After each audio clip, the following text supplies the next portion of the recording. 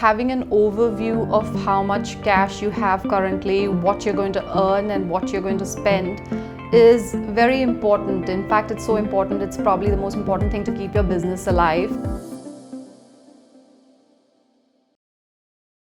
Hi, I'm Rohini. I'm heading finance for Jungle Ventures. I'm here to talk to you about a not so entertaining topic, but yet very critical for startups: financial projections. I think startups, like any other venture, should have projections that encompass everything. It's even more important that a startup plans out exactly what it's going to earn over the future and what it's going to be spending, because mostly they're in a cash tight situation and knowing their cash runway is very important for them. So projecting out what revenues they're going to earn, projecting in detail what expenditure they're going to direct as well as indirect, also making leeway for any variables that might come in or changes in revenue projections that might come up. All encompassing is important.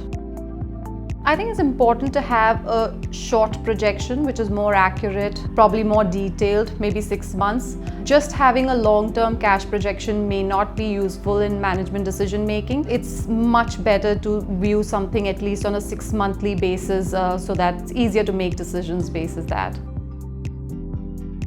The top line, of course, is one of the important things, which is sort of projecting what kind of sales or revenue that you're going to generate, taking into account whatever payment terms also that you have, whether it's an upfront payment, spread over a month, spread over a year. Following that would be all your direct costs related to that, so mapping all your direct costs as you're going to incur them. And overheads is also very important. Sometimes people kind of undermine the overheads that are involved, fixed costs like your rental, your employee remuneration, even other incidental business costs like insurance that you may need. So actually it has to be like all line by line item, maybe even down to office supplies, etc. Because trying to get your actual cash right, it's important that you include all items in your planning.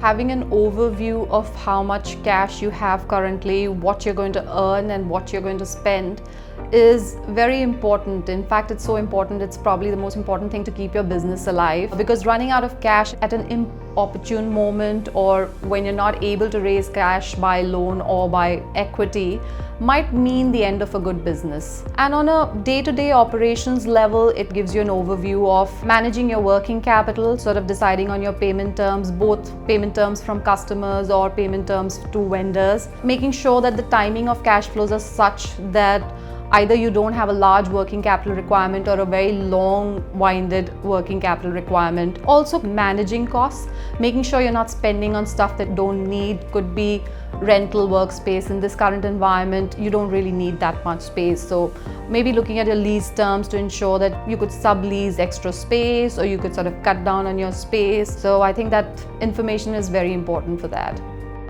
I think getting your projections wrong could actually be quite lethal.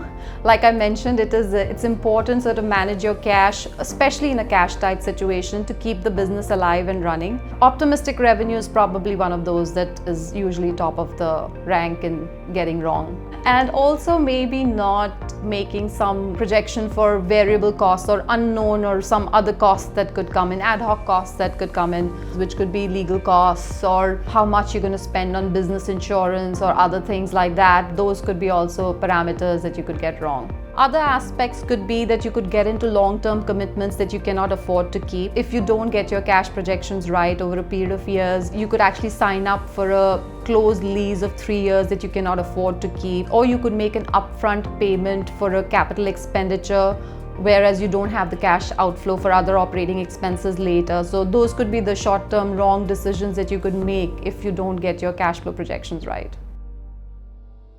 I think financial planning for a seed stage is more critical, but also more difficult. Unlike a more developed company, you don't have the historical data to go by. So the number of assumptions that you need to make and get right so that your cash planning is useful is much higher. To sort of deal with different assumptions that you're making, I think a scenario analysis at this stage would be good.